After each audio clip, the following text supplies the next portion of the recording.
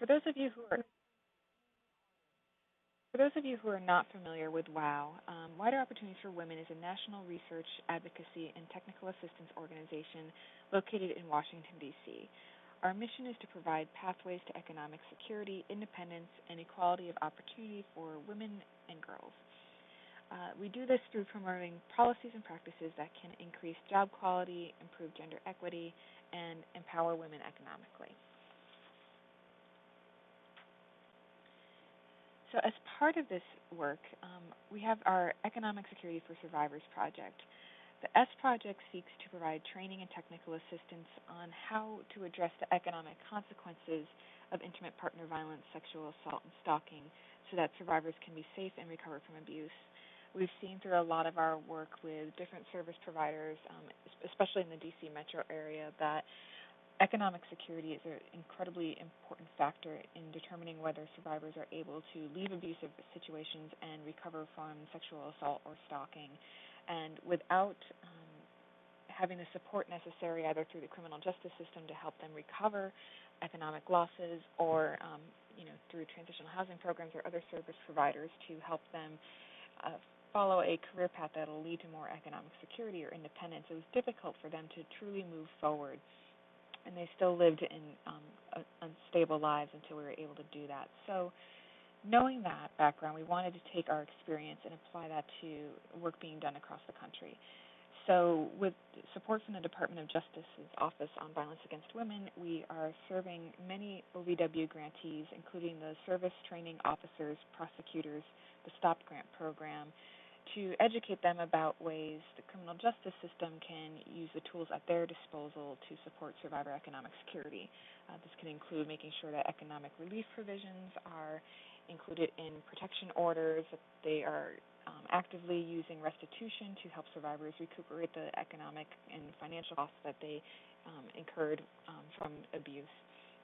We also work to support transitional housing programs and direct service providers to bolster their capacity to address the economic and employment issues that survivors are facing to help them become more stable in the long run. We understand that the priority of transitional housing programs is obviously going to be their immediate safety, but we've heard from many of our partners that this is something they seek to gain more information on and hope to integrate into some of their core services.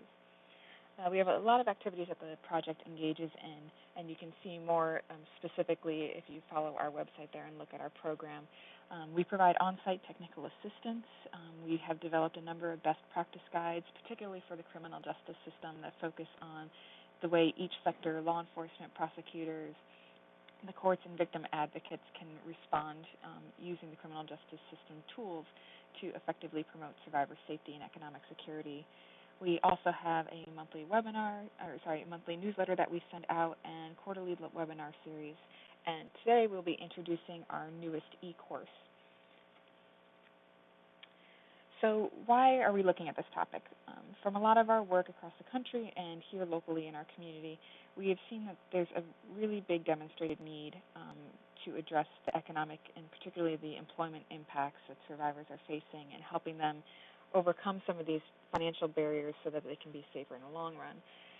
We've seen from a number of surveys that while these programs are fantastic about providing trauma-supportive services, housing, and addressing many of their immediate needs, thinking about the long-term economic piece is a bit more difficult. There's not a lot of expertise in career counseling and identifying new pathways to economic security. And that's where WOW really seeks to kind of fill this gap.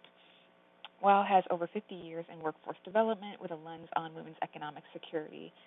We've been providing economic and employment counseling in a transitional housing setting for at least 10 years that I know of, and we've been using this experience to develop more resources that can be used by other programs, particularly understanding that many of the advocates we're working with are, way overburdened with high caseloads. There's a lot going on. We're trying to develop something that can just be included in the toolkit that you're already using to support survivors and the clients that you're working with. And that's why we try to really develop this course with that in mind. In addition, WOW has a unique economic data that we use to help inform the career exploration piece. I'll talk a little bit about this further as I share some of the content. We use our basic economic security tables, which is a measure of how much it actually, what income is needed to actually live and be independent. We look at just the basic needs and some additional support for savings in case there are emergencies, which, as we know, is going to happen. And living a paycheck to paycheck isn't quite enough anymore. So we want to make sure that we're keeping that economic data in mind as we're trying to come up with strategies to build economic security, making sure that we're targeting the right kind of jobs that are accessible and not going to take all that long to get there. I mean, that's the ideal hope, is to create some quick pathways there and looking at what's going to best meet the needs of the survivors. So I'm sure many of you are familiar with Allstate's Click to Empower curriculum, which is fantastic. I highly recommend, if you haven't seen it, to go to clicktoempower.org and check out their financial literacy work that they have done. It's a great resource and really goes hand in hand with a lot of the work that we'll be talking about today. In addition to helping survivors get the income that they need to be self-sufficient and independent, having a financial literacy component to help them overcome some of those basic challenges such as debt management and other safety issues that come along with that is really important. Allstate also has a career empowerment curriculum that I'm not sure too many people are aware of. Some of that work is similar to what we have here in this e-course, but this e-course goes further to talk about ways that we can help connect survivors to recover from the financial impacts of abuse and to really be more long-term oriented with economic security. So, as for the format, we've divided our course into 12 different modules that are comprised into 3 units. They're designed to be pretty broad, and we do this deliberately. This course is accessible to those across the nation, so we couldn't necessarily have it reflect every law and particular realities for any local community. However, it serves as a blueprint to help guide advocates and case managers through the process of supporting economic and employment issues. So we often direct you to particular websites and resources where you can find more localized information about, particular laws and protections that might be available to survivors, for example. As for the format, we wanted to make sure that this was accessible. We understand that time is of great value, and we respect that you have a lot going on at many different times during the day and that things happen unexpectedly. So we wanted to make sure that the content was available in both a downloadable text form where you can follow through a PowerPoint with accompanying narrative, but also a video presentation where it's narrated through the PowerPoint. Each module is approximately 15 minutes long. Most of them are actually closer to 12. 3 minutes, doesn't make all that much difference, but we wanted to make sure that we were including the most important information that can really help guide you in the direction you needed to go. Unfortunately, at this time, it is only available in English. If we're able to secure additional funding, our hope is to expand that at least into Spanish as well. Also, the course includes some extras. Again, we really wanted to make sure that we were supporting the toolkits that you already have. So we have a number of case management materials that we are using locally here that includes handout worksheets and some other fact sheets that can arm you with the need to best support the clients you're working with. So first, I want to give you a little introduction on how to actually access the e-course. It's actually a little more difficult than one would hope, so I want to just walk through this so you can easily figure out how to navigate and access the information you need. So first, you would need to go to wow.mrooms.net. You can see that up top in the URL bar. And you can also see, that's highlighted now, sorry, it's a little bigger for you to read. Beneath that, we have a bunch of information on the landing page about wider opportunities for women and the 2 courses that we have available. I'll talk a little bit more about the second course in just a moment. However, you can't access the courses until you register. So in the top right-hand corner, you'll see that there's a place where you can log in. So you'll need to go ahead and click on that button before you can actually access the information. Okay.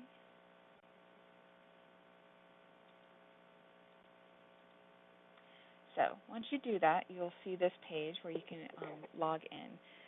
If you have participated in WOW's course before, you may have seen our Green Pathways course and have logged in and registered for that before. You can go ahead and use that same login information to access this new course. However, if this is your first time, you'll need to go through the process of setting up an account. Unfortunately, at this time, we do not allow guests to log in, and that's simply because we want to make sure we're keeping track of how many people are using it and where they are to report back to our funders.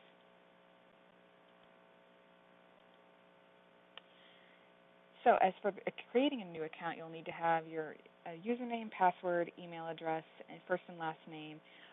City and county or country is not required. However, we do like to have that information again for reporting purposes with our funders. If you happen to lose any of your registration information at any point, you can email me. My email address will be at the end of the presentation, and we can reset that password and username for you. So this is the home screen once you're able to log in. You'll see that we have two courses available. The first is our Green Pathways to Economic Security course. This course is 5 modules, and it was designed to help transitional housing staff identify and explore good jobs within the green and non-traditional occupational fields. We're looking at those fields in particular at that time because they can offer women higher wages, they have better benefits, and opportunities for career growth. The course really examines how individuals can access and develop a survivor's career potential with an emphasis on evaluating labor market information and connecting survivors to workforce development programs or figuring out ways to integrate workforce development programs into your existing work. Obviously, looking at non-traditional work isn't always the best option for survivors. Those male-dominated fields are unfortunately really troubling problems with sexual harassment and discrimination there. So it may not be the best fit for all survivors. However, there are some who absolutely want to pursue those fields, and having the information necessary to explore those opportunities is really important. And we keep in mind the barriers and re-traumatization issues that might present themselves for survivors, and we reflect that in that course. However, for the purpose of this webinar, we're talking about our newest course, which is the Economic and Empowerment Advocacy course. So you would need to just click on that course in the course box to the left, and you'll be able to access the home page there. So once you get to the home page, you have to do one more thing, and you have to click Enroll Me to actually access the full course. So I wanted to talk briefly about the overview of the content, and then I'll get into a few more details about what you would actually be learning by participating in the course. So as I mentioned earlier, the course is divided into 3 units. The first is focusing on building stability and economic security through good career opportunities. This foundational piece really comes out of our work in our local community of Washington, D.C., where we have built a Connection to Careers workshop series. It's been designed for teens and adults, really is meant to serve those who have been unemployed for a long time or have some unique barriers to finding good jobs, including survivors of domestic violence, sexual assault, and stalking, recognizing the particular employment challenges that they face. So we've used that to really kind of serve as the foundation of this course. It's important information to have so you can make sure that you're helping them move forward and gaining greater independence in the long run. However, that's not enough to really address a lot of the economic barriers that survivors face. As we all know, economic abuse and the cost of violence is a huge barrier to recovery. So we have included Unit 2, which is designed to identify the tools and resources survivors need to help recover from those economic costs. This usually involves working with the criminal justice system or civil courts, as well as consumer-based remedies to address some of those issues. But we also want to look forward and talk about how to rebuild and build assets that can provide more stability in the long run. The final unit recognizes that there are a number of additional barriers that impede the ability of people to be successful in maintaining good jobs when they do have them. So we focus on a lot of common issues that we hear. The first is criminal records. Having a criminal history can really impede one's ability to access a good job. Unfortunately, there's still a lot of discrimination against folks who have a criminal record.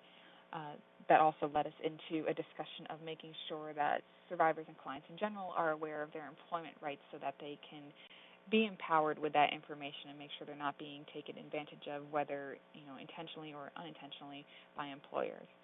And finally, numbers of surveys have showed that childcare and transportation is a real barrier to accessing employment, particularly for survivors who are just trying to reestablish their lives. So while unfortunately there are not a lot of great support programs out there that really can remedy these problems, there have been a few different communities that have devised new ways to address child care and transportation gaps in their community, trying to make them more accessible. So we've highlighted those practices and try to share insights on how communities across the country can integrate that into their framework. So the first unit, again, is really meant to build a pathway to economic security. It's looking at that long-term goal, evaluating where you are now and what steps are needed to get you to, independence. It's not something that's achieved overnight. Unfortunately, there are over 50% of the population is not economically secure as determined by WOW's measures. The unfortunate reality is incomes are not keeping up with the basic cost of living. So understanding that reality, we really approach this problem by looking at where we can help survivors get to the better jobs, how we can support that goal. So first, we do this by assessing their income needs, and we do this with a reverse budget. It's not a matter of, I make $1,000 a month. How do I provide for my housing and transportation and childcare and all those other basic needs? We're thinking more long-term down the road, and doing that requires us to assess what they truly need to be making to provide for all of those basic needs and to be able to save up enough for emergencies and, better yet, have some money for retirement, because unfortunately we're not all going to be able to work forever.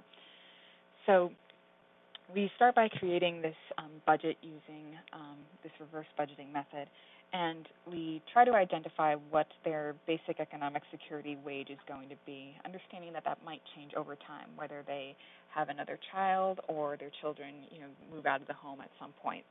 Their needs are going to change. So we have a lot of data, as I mentioned earlier, from our basic economic security tables that really helps to identify what the average cost of those basic needs are. And we use that to show, particularly in places where survivors may want to relocate, or if they've experienced a lot of financial abuse in which their abuser never let them manage any finances, it's important to have that information to give them a benchmark of what they will need to be making in order to be completely independent. Again, we understand that a lot of jobs don't provide those wages, particularly if they're just starting out. So this is another opportunity for us to really identify how we can help fill those gaps, whether it's through social programs or other creative solutions to do that. So that's our focus of our first module, which is really talking about how we perceive economic security. And using that, we are trying to identify the appropriate career paths that will work for survivors.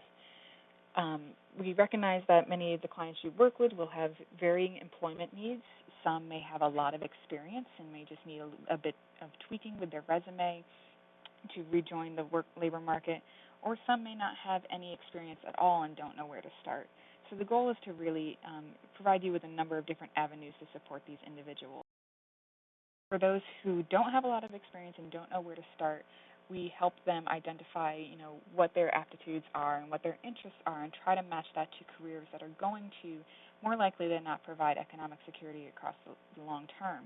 And we use a couple of different resources to do that. I'll talk about one in a moment. That's provided by the Department of Labor that will help you assess interest and career potential, and also have a better understanding of what jobs are actually out there. And the worst case scenario is, you help connect survivors to, or find a career that they're very interested in, and you help them define how they're going to get to that job, only to find out that there's not a lot of jobs available. We want to make sure that we're preparing them for opportunities that are plentiful and truly going to help lead to economic security. That resource also helps us assess how well their income will, or actually how much the job provides versus what their income needs are. It's a really comprehensive tool, and again, I'll talk about that in a moment. So once we have identified, what the appropriate career path is for them, it's the question of, well, how do we do that? So we want to guide and support your ability to develop a SMART goal strategy with survivors. You want it to be something that's achievable, and really looking at, what comprehensive steps you need to take, whether it's, finding financial resources to attend school or a job training program, but also just the logistics of doing that. This can be especially complicated when you realize that, survivors are going to likely have a job in the meantime and family responsibilities as well. How do you balance all of that while trying to improve your employment prospects, either with school or, building a new career? It can be very, very difficult, so we try to balance all of those different pieces. And using some web tools can really help identify what are those necessary steps, and then we could think about how to address the family challenges in doing so. The fourth module, which is really, I should back up and say those first three modules really kind of go hand in hand in setting the framework and identifying a comprehensive plan. The latter half of the first unit really focuses on the actual elements of getting the job. So first is identifying a good job strategy, keeping in mind that there may be some safety issues at play for survivors. There's always strong recommendations to highly use your networks and finding different jobs, and this is, for good reason. Approximately 80% of the jobs out there are usually attained through some kind of connection that you have with the employer, either through, colleagues that you know or other resources. So it's a great strategy to find jobs, but that might not be a reasonable strategy for some survivors. So it's a matter of how do you throw out the, best net to find these good jobs.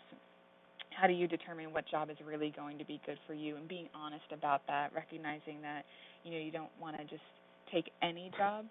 Some jobs can be more problematic, and I'm thinking specifically of jobs where you have shifts that are changing constantly that can really upend your ability to maintain child care, and it could be more problematic in the long run to maintain that job rather than trying to specifically target some other opportunities. So we talk a bit about that. Of course, you can have the best applicant in the world, but unless they're able to effectively convey that in resumes or cover letters, they are probably not going to get the call back for the job. And this is especially true today, where there are just a massive pool of candidates for any position out there. Even with positions that we've been hiring for recently here at WOW, the quality of candidates you see is just astounding. You're seeing people with PhDs apply for jobs that would only require a bachelor's degree, for example. So you've got a lot of people who are really trying to apply for a very small amount of jobs. So it's important to really be able to stand out. And a lot of the strategies we use there is really trying to mimic industry language, making sure that you do a lot of research to connect with the organization and catch their eye, use the phrases that they're using, make sure that you convey that you really know what they're doing, that you understand the products, you understand the mission of the organization. And, of course, some of the basic nuts and bolts of, don't make any errors on your resume or cover letter at all, because at this point hiring managers are really looking for any excuse to just whittle down their pile. So the support that you're able to provide survivors, even in just editing and proofreading, is huge. And making sure that, any resume or cover letter is appropriate for the industry that they're applying. After hopefully getting, a nod from the hiring manager to come in for an interview, it's important to really help coach survivors through that. Unfortunately, many survivors lack the confidence to feel comfortable in an interview setting. Even for people who haven't experienced a lot of trauma, interviews just unnerve a lot of folks. So we want to make sure that we're preparing them, whether it's, running through a lot of the expected questions, addressing what questions that make them the most uncomfortable during interviews, and thinking about strategies to, address those questions. We've highlighted a few questions in that module that really seem to throw interviewees off a lot, and offered some, basic steps on how to approach those questions. We also talked about how to negotiate salary when you do get a job offer. Obviously, not every job offer gives you an opportunity to negotiate salary, but particularly in private sector jobs, there is usually a chance to do that. And we find, unfortunately, women don't always try to negotiate salary as much as men, which in part contributes to the wage gap that we're experiencing. So we talk about how during the salary negotiation process, with an offer letter, or even during annual reviews, how you can try to show your value and demonstrate why you should be getting paid more than what you currently are, which is a great thing for survivors and women in general to be able to do. So within this, we use a couple of different strategies to make this curriculum a little more lively rather than just getting narrated through a lecture. We try to use some hypothetical cases to really demonstrate how to approach this work with clients. One example we use here is Dawn. She's a survivor who's looking to move to a new location, and she wants to get a sense of what costs she's going to be facing in determining where to move to. In this scenario, she does have a decent job prospect, so she's just trying to find out, which area is going to be best off for her, providing for her basic needs. And again, here you see this reverse budget where we include what those basic needs are, and in this sense, she's tabulating what those costs would be and coming up with that monthly expense and the hourly wage, so she can have a better sense of where she should move to. I also want to point out here that if you look at just the bottom line in many communities, particularly urban communities where some of these expenses like housing and childcare are pretty astronomical, the bottom line could be quite scary. However, when we do this exercise, particularly in group settings, we often set up this exact chart that you see in front of you and ask them, well, how much would you need to pay for each of these things? They usually get the bottom line dollar that we're looking for based on the data and research we've done. I'm always quite surprised that they're usually about $1 off of what that hourly wage would need to be in order for someone to meet all those basic expenses in their communities. So this isn't information that's going to shock them. This is information they already know about. We're just able to share that for different locations that they may not be familiar with. And again, it really helps you identify what jobs are going to better help you meet those basic needs than others. We also try to include some dynamic content. We've used some video tutorials, not only for our basic economic security database, which helps us provide the data for those budgeting pieces, but also ONET Online. This is a really fantastic career counseling tool provided by the Department of Labor.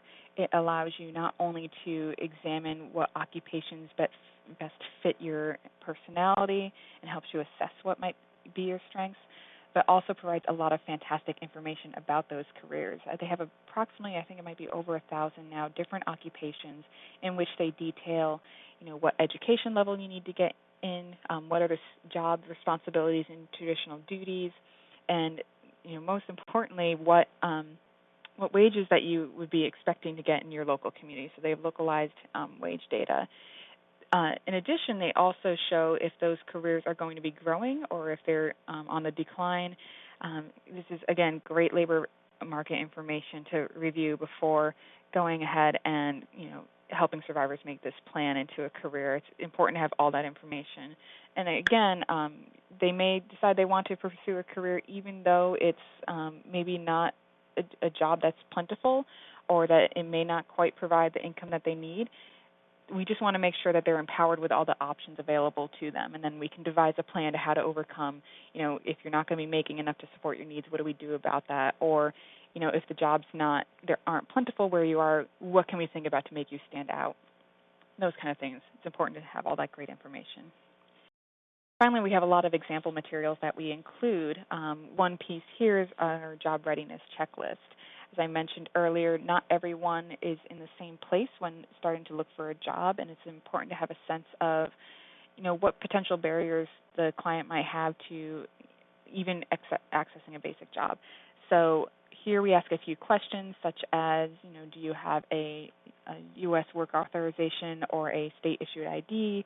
Your language proficiency, do you have a diploma or GED?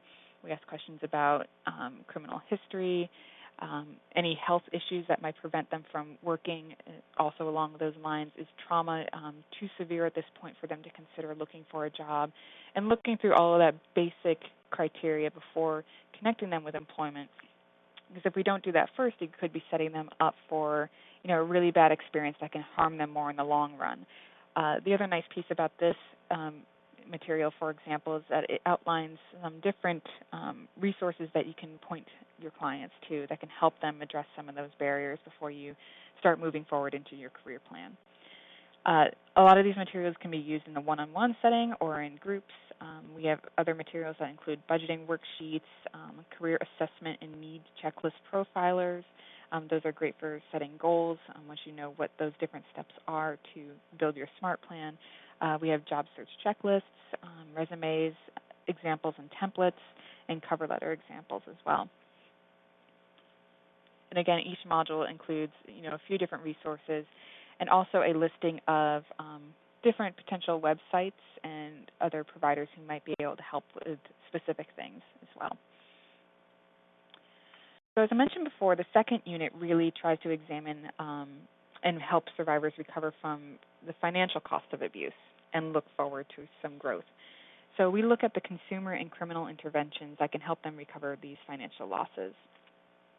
First and foremost, we try to educate you as case managers and advocates about the varying ways that abusers use economic abuse to control survivors, so you can help them recognize cases in which they may have had fraud committed against them, outright financial theft, other various forms that abusers traditionally use to further their control and dependency. It's important to make sure that they can help identify those and think about ways that they can possibly recuperate those losses in the long run. Many of these solutions are going to be more civil or criminal remedies, so keep in mind that survivors may not want to pursue that path. However, we want to make sure we're empowering them with that information, that if they so choose to, they have that option. It's all about giving them as many different avenues to build their economic security as possible. In addition to some of those criminal justice civil remedies, we also look at some consumer remedies, which are can include basic debt management and rebuilding credit, how crime victims compensation can be used to secure some of the cost of health care or other pieces, and in cases where there's been tax fraud, looking at innocent spouse protections that excuse survivors who were forced to sign tax documents or other issues like that from having to repay those taxes. So we're looking at those pieces, particularly with the consumer interventions, and offer a lot of other strategies that one of our partner organizations really espouses. And the other piece, of course, is looking at those criminal civil remedies, which can include protection orders as a means of attaining economic relief, making sure that if they're in a criminal case, that they're trying to actively get restitution for any costs that were incurred against the survivor. And again, this is not something that as advocates you can really do. It's important for you to have the information, so either you, in working with an attorney, can ask about that, or the survivor can ask about that as an opportunity.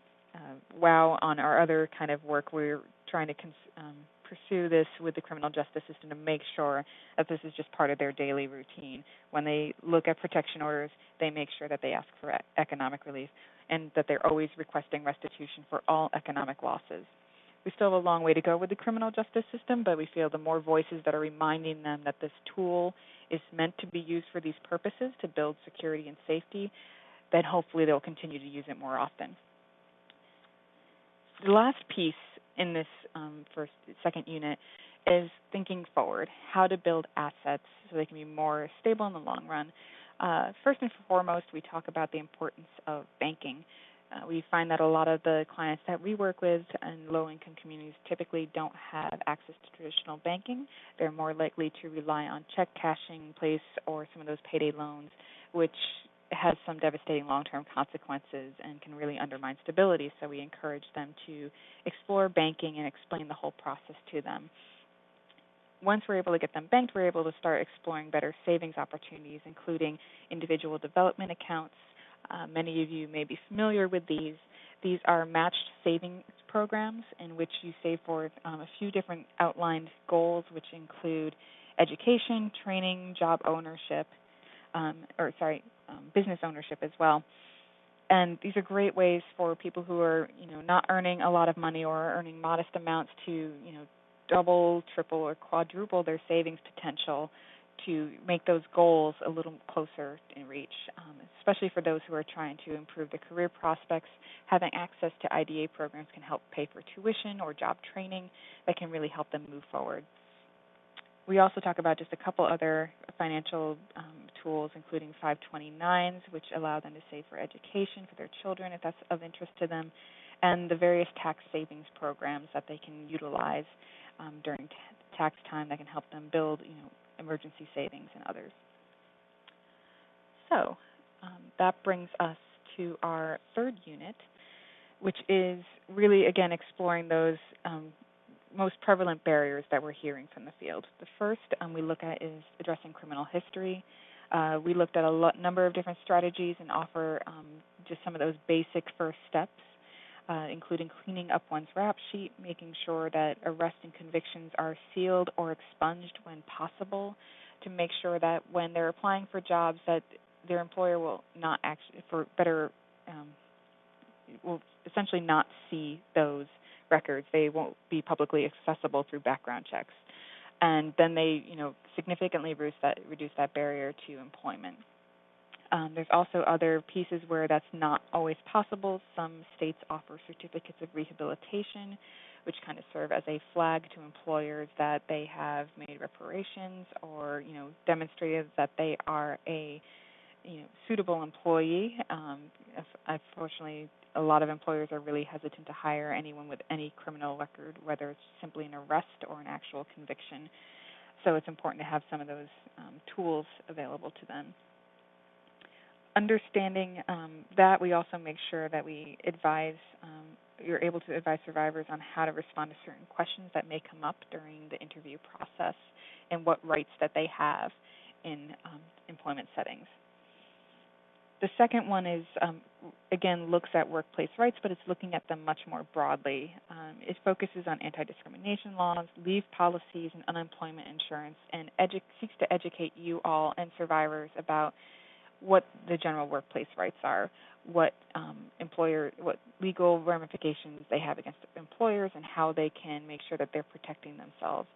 Again, as I mentioned earlier, employers are not necessarily always the bad guys here. They're not intentionally trying to harm people by, accidentally breaking the law. It's just sometimes it happens. A lot of places don't have HR or strong HR, and maybe not a lot of great training for managers and other people on staff. So it's important for survivors to be empowered with that information to know when their rights are being infringed upon. And I also highly recommend, connecting to legal resources there that are experts on the particular laws that may be in place in your local community, since they are quite different across the country. Finally, we look at those two significant barriers that are making maintaining employment quite tricky. And the first is transportation, and the second, child care. If you're able to participate in and look at our basic economic security tables, you'll see that child care can easily eat up 50% of someone's income, if not more. So with the inability to access, affordable child care and transportation, it can almost be impossible to work when you're just, working to pay for those two things. So we tried to identify some community models that help address those high costs and access issues. We recognize that while there are some safety net resources out there, there are child care subsidies, very few transportation subsidies out there. We need to look at some other options to really make sure that we're addressing these barriers. So some of the community models we've explored have done this. They've taken it upon their own to offer some low-cost transportation or employer-based solutions to child care. So it could be something that might be replicable in your community, just something to start the process of thinking about how the community can come together to address some of these common barriers that are not just unique to survivors. They are pretty prevalent for a lot of members of the workforce. So that's essentially the highlights of our content. What we wanted to make sure we were doing is, again, make sure it's accessible. So we do have those two options for learners, the first being the video presentation and then having the PowerPoint and the narrative available in the materials folder. Um, we also will have a second we'll have some audio recordings for Units 2 and 3 available at the end of October. At this point, the video presentations are only available for the first module. And I will note that these are larger videos, so when you do open up the web page, it may take some time for them to load, so just be patient. Or you can go ahead and right-click and try to download them. Unfortunately, even with the Internet having the speed it is, it does take some time for that information to populate. So in the materials folder, we include a lot of that resources that we were sharing before. We had the supplemental materials and the presentation resources, and they're all downloadable PDFs there.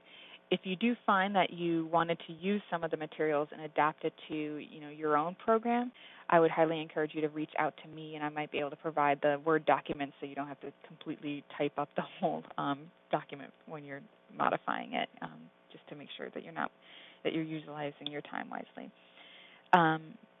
Each module has this resource folder where we include information. One other piece I didn't mention is there's a list. Each module includes a list of web resources that you can find more information on this topic for. In terms of accessibility, the first unit is required for you to complete. Learners must finish the quiz at the end of each module to open up the next module. In order to pass the quiz, it's a 5-question quiz, multiple choice, true or false. It's 80% to pass. They're truly just very easy. If you read or listened to the course material, you'll have no trouble passing it. It's just a kind of a check-off thing that you need to do in order to move forward to the next module. If you don't pass it the first time, you can take it as many times as possible. Once you do complete the first 6 modules in Unit 1, Units 2 and 3 are available for you to use. You don't necessarily have to take the quizzes to access other modules. There will be quizzes following each module. You just don't necessarily need to take it.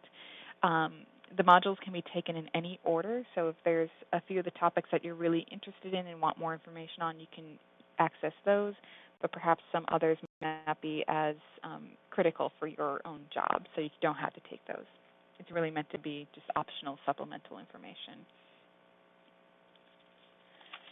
Finally, there's some support that you can get in accessing our Moodle Rooms courseware. They have technical resources that you can use, including student manuals, and they have a web page full of tutorials. In addition to using their support, you are always more than welcome to email me. My email will be at the end of the screen, and it's also included in the course information in case you're having technical troubles or have any other questions about how to access certain information. So we are going to be having a second webinar with more of this information. We really wanted to use this opportunity to introduce you to the topics that are included in the course and, importantly, how to access that information. On October 20th, we'll be inviting one of my colleagues, Solis Duncan, who is our economic empowerment advocate working with 2 transitional housing programs here in D.C. She'll be talking about how she uses these resources in her work in both a one-on-one setting with survivors, but also in group setting, and can show you, how this information can be, used in your toolkit and in your daily interactions with survivors.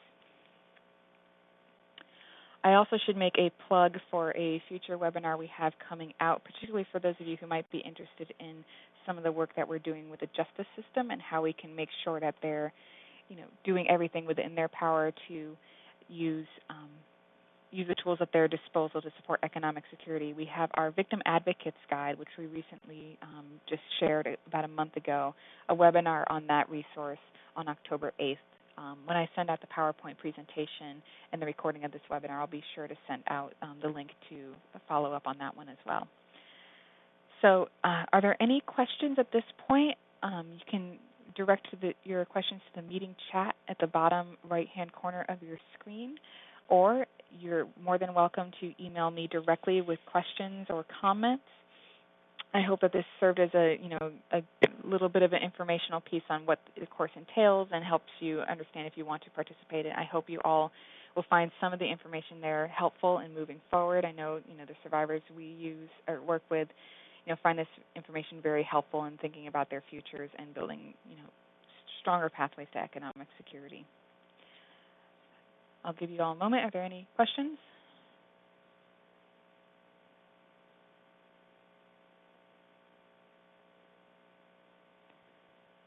Okay, I thank you all for your time today. Please feel free to reach out to me in the future if you have any trouble with accessing the resource. We'll be sharing the PowerPoint and a recording of this presentation in case you're having trouble logging into the program. You can look at that as a resource again.